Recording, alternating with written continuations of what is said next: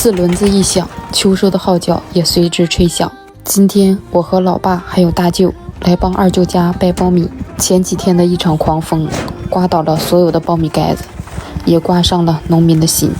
眼看着收秋的节骨眼上来了一场大风，收割机也随着风的到来涨价了，从一晌地1000多涨到了2000多。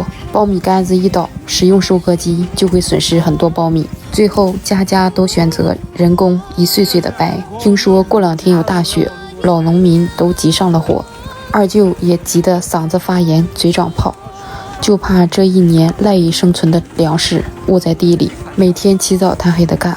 我们这些亲戚也来帮忙。如果说天道酬勤，那最应该负的是农民。一年到头，面朝黄土背朝天，田间地头挥洒着汗水，还要祈求老天爷的眷顾，怕涝，怕旱，怕冰雹，怕狂风，怕大雪，最后还要忐忑地等待粮价回温，都怕卖不上价，一年到头白忙活。最近看到这样一段话：你要写东北，不能只写东北，你要写1斤苞米买不来1瓶矿泉水。确实，今年1斤苞米7、8毛，这3晌地下来，去了种子、化肥、农药，这一年能赚个18000都不错了。这就是老农民一年来赖以生存的收入。难道说还是他们不够努力吗？他们很努力地活在每一个时代的最底层，每一个努力的人都值得被尊重。看看我的鞋，前2天下雨，这地里的土还胶黏，每走一步都像加了一层枷锁。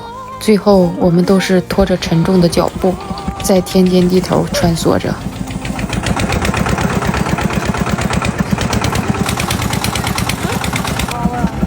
只有亲自去感受别人的生活，才能知道别人生活里的酸甜苦辣。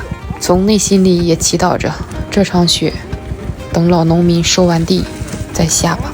听二舅妈说，他们起早贪黑的干，每天累到浑身痛，胳膊不敢抬，每天靠镇痛片坚持干完。今天虽然是男人的主场，但也不能忘了女人的功劳，因为他们只有今天没上地，在家为我们准备丰盛的庆功宴。我先回家了，咋的呢？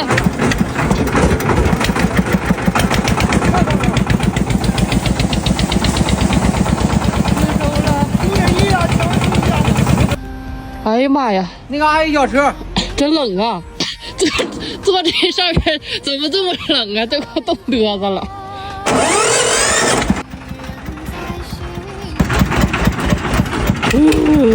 这手冻的，这手冻疼。